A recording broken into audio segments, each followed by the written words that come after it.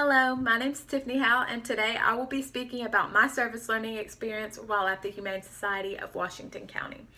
So first I'm going to begin with a little bit of background information about the Humane Society. They originally opened to the public in 1994. This organization does not receive any kind of public or government funding, so most of their funding comes from fundraisers, private organizations, and even donations.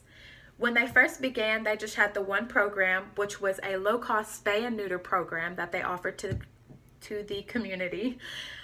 This program really allowed community members who could not afford the original cost of spay and neuter to receive a voucher that would lower that original cost and made it more cost efficient for them.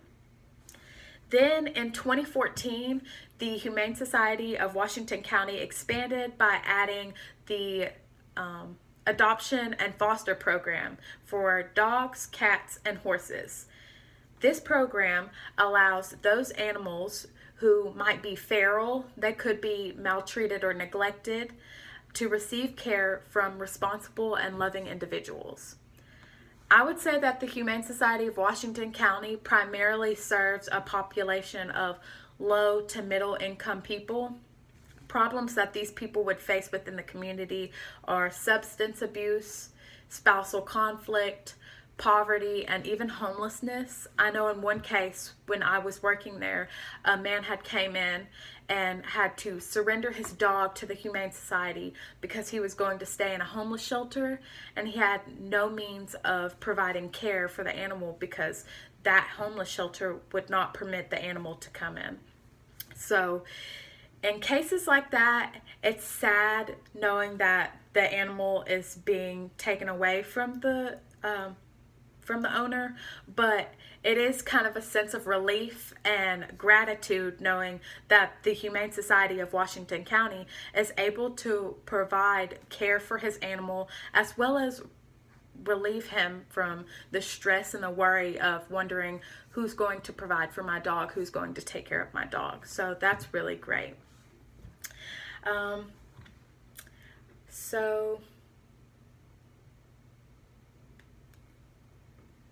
I would say that the foster and adoption program that they do offer at the Humane Society of Washington County is one of the most unique aspects of this organization, because the Humane Society of Washington County is actually able to provide people who are wanting to foster these animals with essential training and resources to provide the best care for those animals. And like I said before, it really just is able to relieve a lot of stress off the individuals who can't take care of their animals anymore. So I decided to do the visual aspect of this assignment by creating a small photo album of the task that I had within the Humane Society of Washington County.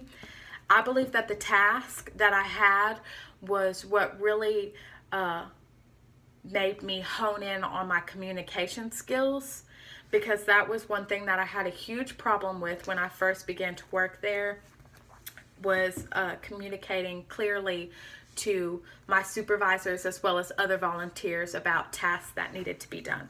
So the first picture I have in this photo album is a mixture of the Parvo mixture that we use to clean basically everything within the Humane Society. We will spray it on anything the animals touch, really. So their carriers, their kennels, we spray it on cat litter boxes too. So here's another photo, and I have to pour this mixture into all of the spray bottles and fill them all the way up. And here's a picture of it filled, the spray bottle filled. And paper towels, this is one of the most essential donations that the Humane Society receives. A lot of people donate things like bedding for the animals. They've donated toiletries as well as paper towels, which, like I said, is a huge need. And then I began to wash dishes that were already in the sink, and then there were a few of them that I had to grab out of the kennels and clean. So again, there's me washing the dishes.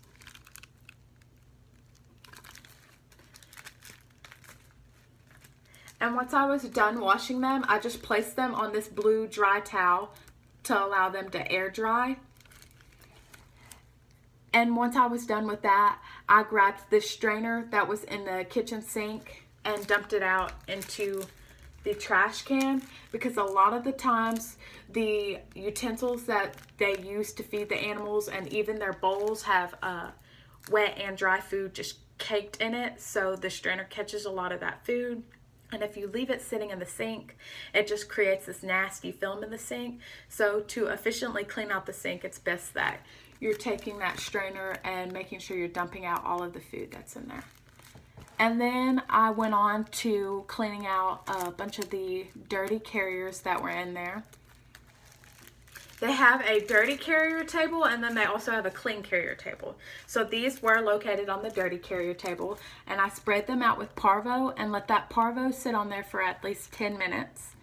And then I wiped them out with paper towels and placed them on the clean carrier table, as pictured in this photo.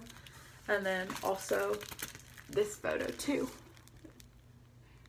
And then I went on to cleaning out one of the kennels with some Parvo. I sprayed it and let that soak.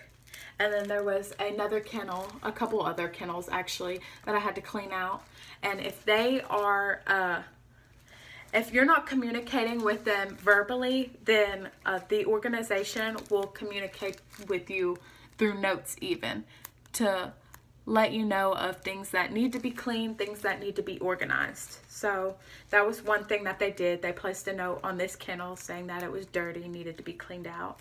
And that just really calls for taking the sheets that surround the kennels, as well as any bedding, blankets, pillows, anything like that that's in the kennels, taking those out and placing them in either two of these black bags. Now these photos, like on the wall, are just like notes stating what this area is over here, which this is the dirty laundry area, and these are the dirty laundry bags. You place any kind of dirty laundry in them, unless they have any kind of like fecal matter or throw up on them, then you will just throw those away.